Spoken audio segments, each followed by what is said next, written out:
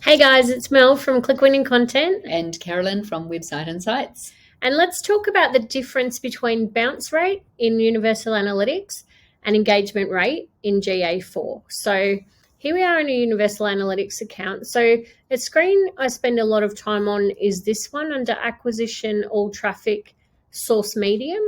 And this is where you can see all the different traffic sources that are bringing people to your website and then how they behave when they get there. So one of the important stats is bounce rate.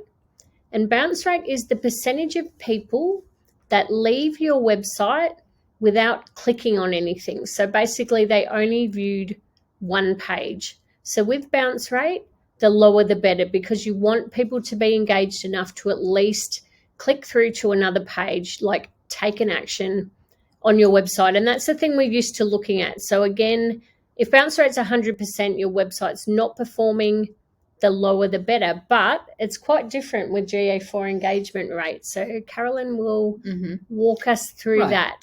So in GA4 here, we're in the equivalent report, the traffic acquisition report.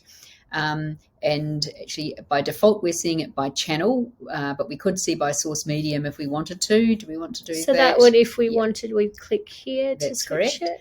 Yeah. So this table, it doesn't have a bounce rate column. Instead, it has engaged sessions and an engagement rate. So it's really like the inverse of bounce rate. So an engaged session is one where the person either viewed 2 or more pages, or they stayed 10 seconds or more on the website, or they completed a conversion action. So I think, Carolyn, that's a really important thing for people to understand.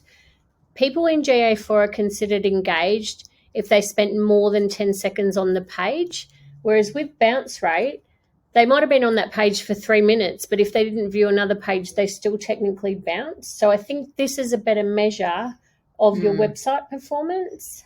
I think so. It's probably more sensitive to pick up whether people are engaged. Yep. And then it's really useful, as well as to see the number of engaged sessions, then to see the engagement rate over here, because that then obviously you can just look at it quickly. And so it's you can see then whether some channels had a consistently better engagement rate than other channels. Yes, so it's quite a mindset shift.